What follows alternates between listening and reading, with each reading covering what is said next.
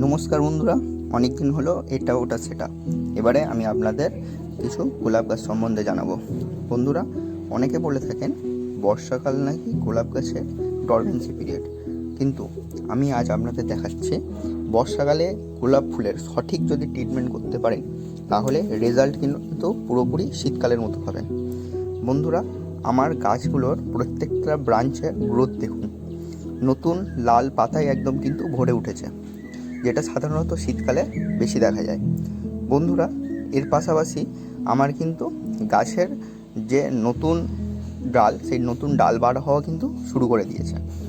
বন্ধুরা, আপনারা যদি বর্ষাকালে সঠিক নিয়ম মেনে সঠিক খাবার দিতে পারেন তাহলে কিন্তু আপনাদের গাছ নতুন নতুন পাতা এবং গ্রোথে ভরে উঠবে।